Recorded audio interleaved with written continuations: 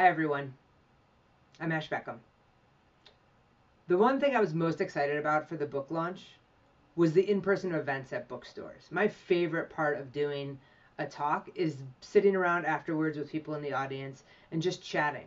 The chairs are being put up, the lights are turned on high, but we just get a chance to interact, to hear what it's like to be somebody else, the struggles and successes that they have in their daily life, and how what I have to say relates to them. I find it so inspiring and so educational to connect with people in that way, and I really look forward to doing that in a one-on-one way when the book released. But in our current environment, that's not possible, practicing physical distancing, but hopefully we could all remain social. So I'm going to read the introduction to my book, Step Up, How to Live with Courage and Become an Everyday Leader. And I would love to get some discussion started about it, what it means to you, and how you react to it. So thanks for indulging me in a new version of a book reading. Each everyday leader has a starting point. Here's mine. When I have to state my job title, I usually say accidental advocate. Speaking and activism are what I'm known for today, but for the longest time I had no idea that this is what I was going to do with my life. In 2010, I was happily living in Boulder, Colorado. I owned a couple of small businesses and I had an amazing circle of friends. The nature of my work as an entrepreneur gave me the freedom to return home to Ohio to visit family whenever I wanted. To paraphrase the t-shirts, life was good. My activism was just being myself, a shaved-headed, small business-owning lesbian. I lived in a community that was safe for the most part. If I stayed in my lane and didn't ruffle any feathers, everyone was happy. I had achieved acceptance.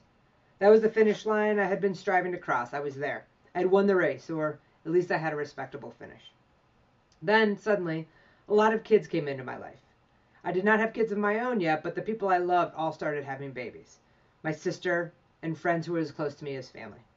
I suddenly realized then that my sexuality and non-conforming gender expression, at that time shaved head, baggy cargo shorts, button-down shirt, affected more people than just me. At some point, these kids were going to run into a challenge or a conflict because they loved me and because I was gay. Someone would say something in a hallway or a locker room that would be intentionally or unintentionally derogatory to gay people. And then these kids would be torn between what they had always known and this new, to them, tiered paradigm. I realized that despite my comfortable life and security in my identity, I had a responsibility to be part of cultural change. I needed to step up. It was my first inkling that I needed to attempt to make the world a better place. I wanted those kids, and everyone for that matter, to love whoever they loved without having to worry about defending them. I knew from experience that just because people were different did not also mean they were dangerous. Everyone has their own way of stepping up. To be most effective, our methods of stepping up must be genuine. For me, it wasn't about protests or policy change or guilting people into changing their behavior. I had yelled and screamed and soapboxed to no avail. For me, it was critical to engage folks who were allies in waiting. My second hometown of Boulder, Colorado is a liberal place, so it seemed like a good place to start. The conversation about marriage equality, for example, was moot. Almost everyone was for it. But how do you get the good-hearted folks you see every day to make changes in their own behavior? I knew that resting on progressive political stances was not enough. Cultural change happens at a grassroots level with small, intentional adjustments to how we live, how we act, and how we interact. It was that kind of change I wanted to inspire in people.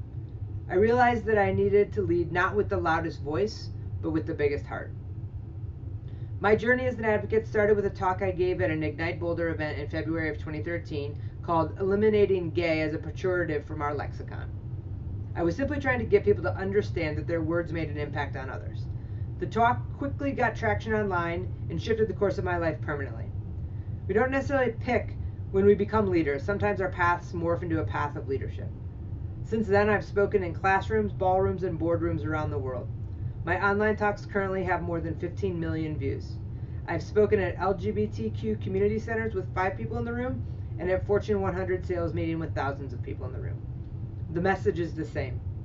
Before you look out, look in. Listen before you yell. Find humor in our shared experiences. Focus on our common goal of a better world, not our differences. Don't start with politics or policy.